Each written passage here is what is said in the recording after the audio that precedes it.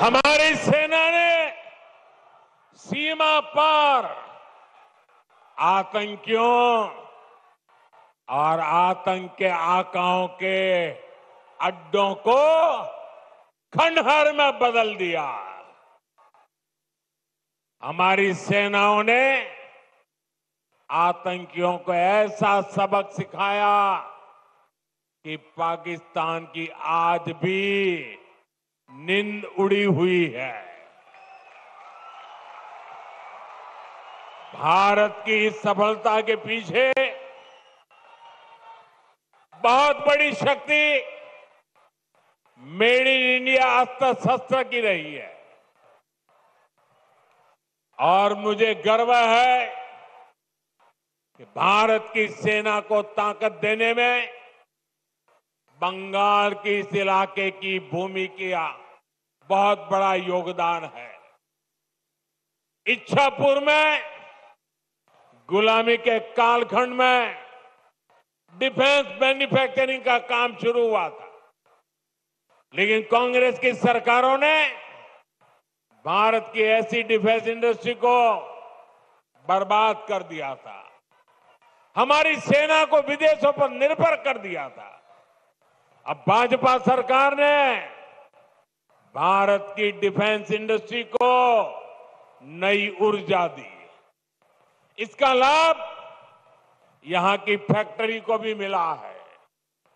आज ये फैक्ट्री आधुनिक राइफल और अन्य हथियार बना रही है। इससे यहां छोटे छोटे उद्यमियों के लिए नए अवसर बने हैं। इन कारखानों के कारण दमदम बैरकपुर क्षेत्र में हजारों लोगों को रोजगार मिल रहा है। साथियों, इच्छापुर डिफेंस फैक्ट्री सिर्फ एक उदाहरण है। आप यहां 2026 में भाजपा सरकार बनाइए, हम बंगाल को डॉक्टर श्यामा प्रसाद मुखर्जी के सपनों का बंगाल बनाएंगे।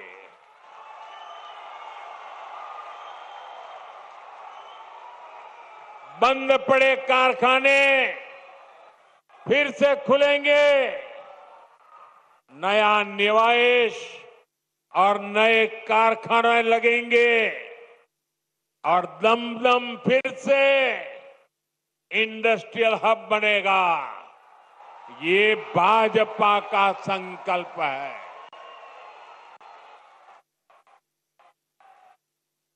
विकसित बांग्ला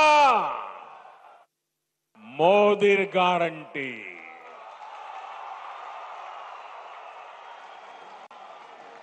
साथियों, भाजपा के पास पश्चिम बंगाल के विकास का एक ठोस प्लान है, एक रोडमैप है, लेकिन टीएमसी विकास की दुश्मन है।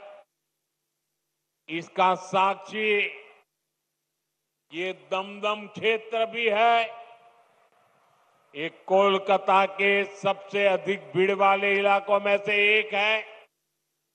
यहां की स्थिति क्या है, ये आप आए दिन महसूस करते हैं। देश के ऐसे शहरी क्षेत्रों के विकास के लिए स्मार्ट सिटी मिशन चल रहा है, लेकिन टीएमसी सरकार ने इस मिशन से जुड़ने से भी इनकार कर दिया। लोगों को असुविधा होती रहे, विकास ठप होता रहे, लेकिन टीएमसी का मिशन जैसे तैसे बीजेपी को रोकना है, केंद्र की योजनाओं को रोकना है। मैं बंगाल के भद्रलोक से पूछता हूं, क्या यह तरीका सही है? क्या ऐसी पॉलिटिक्स से पश्चिम बंगाल का भला होगा? इसलिए मुझे आप सभी का आशीर्वाद चाहिए। आप यहां भी भाजपा को एक बार अवसर देकर देखिए। साथियों, बंगाल में भाजपा आएगी तो रेल और मेट्रो का तेजी से विस्तार होगा।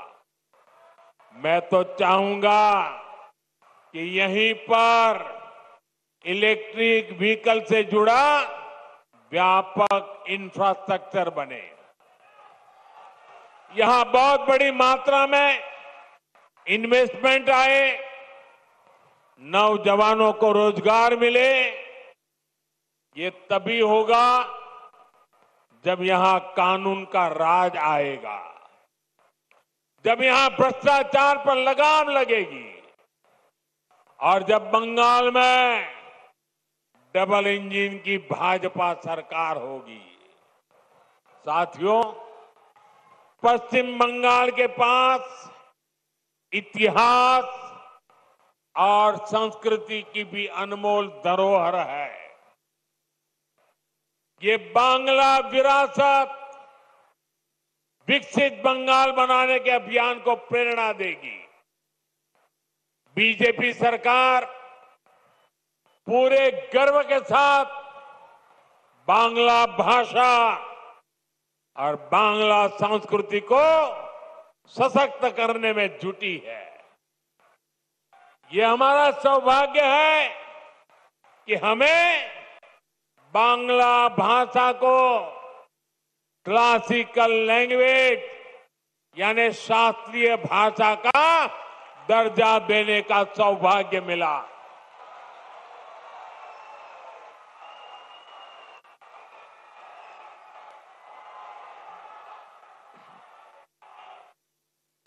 साथियों, यहां बनने वाली भाजपा सरकार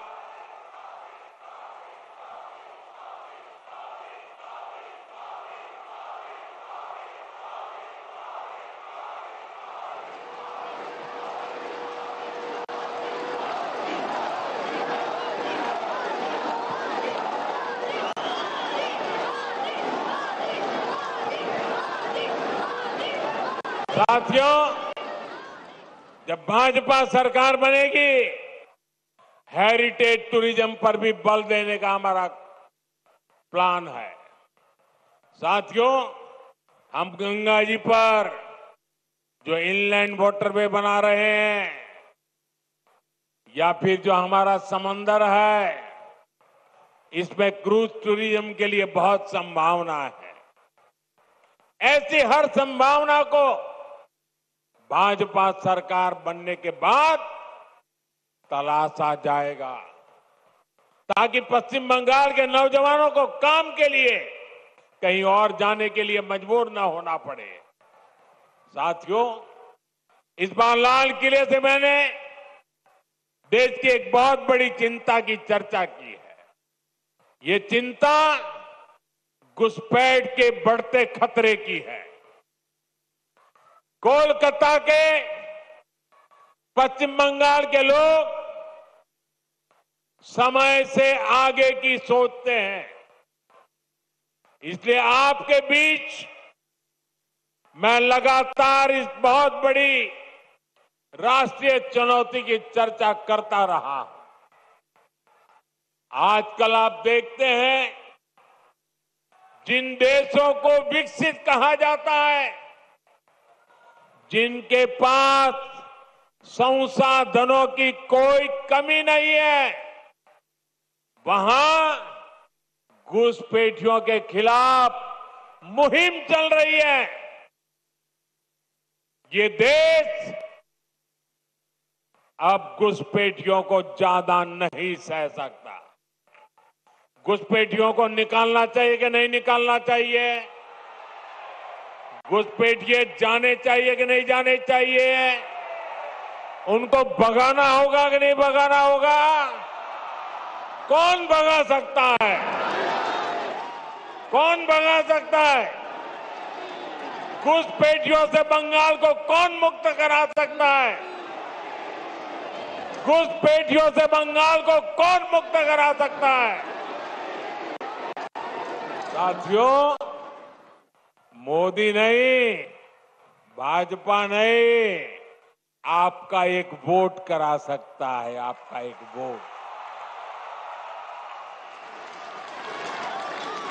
एक बार वोट दे दीजिए, ये घुसपैठिए भाग जाने लग जाएंगे जी।